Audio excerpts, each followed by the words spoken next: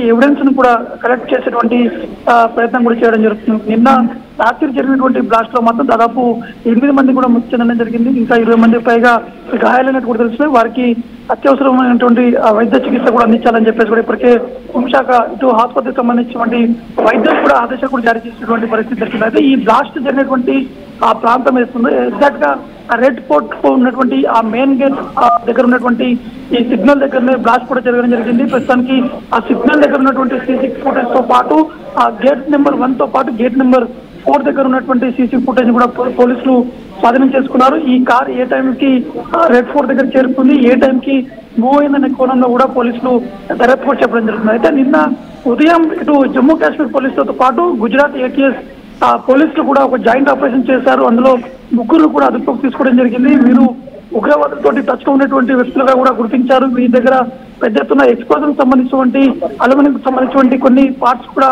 స్వాధీనం కూడా చేసుకున్నటువంటి పరిస్థితి నెలకొంది. అయితే వీరితో పాటు నిన్న రాత్రి జరిగినటువంటి బ్లాస్ట్ కి వీళ్ళకి సంబంధించినటువంటి అంశాల్లోనే పోలీసులు ఇంకా అనేక కోణాలు కూడా వీరు దర్యాప్తు చెప్పడం జరుగుతుంది. కాబట్టి మరి కాసేపట్లోనే హోంమంత్రి అమిత్ షా అత్యవసర సమావేశం కూడా ఏర్పాటు చేశారు. ముఖ్యంగా ఢిల్లీ ఇంటెలిజెన్స్ విభాగానికి సంబంధించినటువంటి చీఫ్ తో పాటు ఢిల్లీ కమిషనర్ కూడా ఈ యొక్క సమావేశంలో కూడా పాల్గొనబోతున్నారు. నిన్నటి నుంచి పురోగతి ఏ విధంగా ఉంది, ఎవరెవరు ఉన్నారు, ఎంతమంది ఈ యొక్క అటాక్ లో పాల్గొన్నారు, ఎక్కడి నుంచి వచ్చారు, వీటికి సంబంధించినటువంటి కదలికలు ఏ విధంగా ఉన్నాయి, వీరు ఎవరెవరితోటి అప్రోచ్ అయ్యారు, వీటికి సంబంధించినటువంటి కాల్ డేటాను కూడా ఇప్పటికే ఢిల్లీ పోలీసులతో పాటు ఇంటెలిజెన్స్ సంబంధించినటువంటి పోలీసులు కూడా ఆరా కూడా తీసుకున్నటువంటి పరిస్థితి నెలకొంది. ప్రస్తుతం మనం విజువల్స్ కూడా చూస్తున్నాము. పూర్తి స్థాయిలో ఇటు బ్లాస్ట్ జరిగినటువంటి ప్రాంతం అంతా పోలీసు ఆధీనంలో ఉంది. పోలీసుకి ఎవరిని కూడా లోపలికి అనుమతించట్లేదు. ఎందుకంటే ఆ కార్ లో ఉన్నటువంటి కొన్ని బాడీ పార్ట్స్ కూడా ఐడెంటిఫై చేసి ఆ బాడీ ఎవరిది అనేది కూడా పోలీసులు ఐడెంటిఫై చేసేటువంటి దిశ కూడా వారు ముందుకు కూడా వెళ్తున్నటువంటి పరిస్థితి నెలకొంది. కానీ ప్రాథమికంగా మాత్రం ఆ కార్ లో ఉన్నటువంటి వ్యక్తి ఉమర్ గా కూడా చెప్తున్నారు. ప్రస్తుతానికి అతనికి సంబంధించినటువంటి డీటెయిల్స్ కూడా సేకరిస్తున్నారు. అతను పుల్వామాకు చెందినటువంటి వ్యక్తిగా కూడా ఇటు పోలీసు కూడా ప్రాథమికంగా అంచనా వేస్తారు. పూర్తి స్థాయిలో ఇంకా సమాచారం కూడా రావాల్సింది. Right. Thank you Naveen, thanks for the details. మరోవైపు మనందరికీ తెలిసిందే నిన్న జరిగినటువంటి ఒక పెద్ద ఉగ్రవాదులకు సంబంధించినటువంటి ఒక బస్ట్ మనం చూసాం.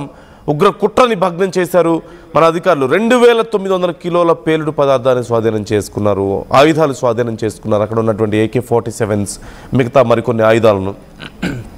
ఇదే సమయంలో మరొక బ్లాస్ట్ జరగడంతో ఏ స్థాయిలో ప్లాన్ చేశారు అంటే ఇప్పటి వరకు అందుతున్నటువంటి సమాచారం ప్రకారం చూస్తే ఇది కేవలం వాళ్ళు ప్లాన్ చేసుకున్న దాంట్లో ఒక చిన్నది మాత్రమే, ఒక చిన్న బ్లాస్ట్ మాత్రమే.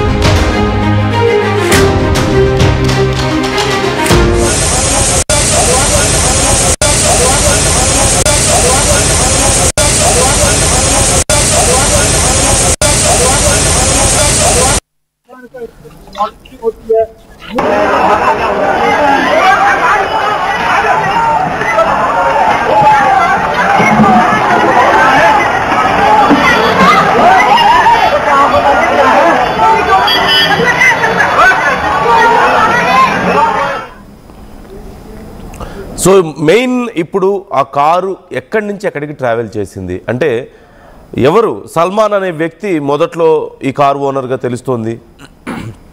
ఆ తర్వాత ఓక్లాలో ఉండేటువంటి దేవేంద్ర కమాండెంట్ తెలుస్తుంది. ఆ తర్వాత అక్కడి నుంచి ఇంకెక్కడికి వెళ్ళింది. అలా కాశ్మీర్ వరకు దీని లింక్స్ కనిపిస్తున్నట్లుగా తెలుస్తోంది. నిన్న కాశ్మీర్లో జరిగినటువంటి ఆపరేషన్లో ఎంత పెద్ద కుట్ర బయటపడిందో మనం చూసాం. 2900 కిలోల పేలుడు పదార్థం. జస్ట్ ఇమాజిన్, ఒకవేళ అంత పేలుడు పదార్థాన్ని కనుక వాళ్ళు ఉపయోగించగలిగి ఉంటే ఎంత భారీ నష్టం జరిగి ఉండేది. కొద్దిపాటి పేలుడు పదార్థానికే ఇప్పుడు ఢిల్లీలో ఎంత నష్టం జరిగిందో మనం చూస్తున్నాం. 2900 కిలోల పేలుడు పదార్థం, అప్రాక్సిమేట్లీ 3000 కిలోల పేలుడు పదార్థం అంటే యూ కెన్ జస్ట్ ఇమాజిన్ ఎంత పెద్ద డిస్ట్రక్షన్కి ప్లాన్ చేస్తున్నారు. ఇది ఈ ఆపరేషన్లో బయటపడింది. ఇక బయట పడకుండా ఇంకెంత ఉందో. చాలా సందర్భాల్లో హైదరాబాద్ మహానగరంలో స్లీపర్ సెల్స్కి సంబంధించి లేదంటే ఉగ్రవాద మూలాలకి సంబంధించి వార్తలు మనం వింటూనే ఉన్నాం.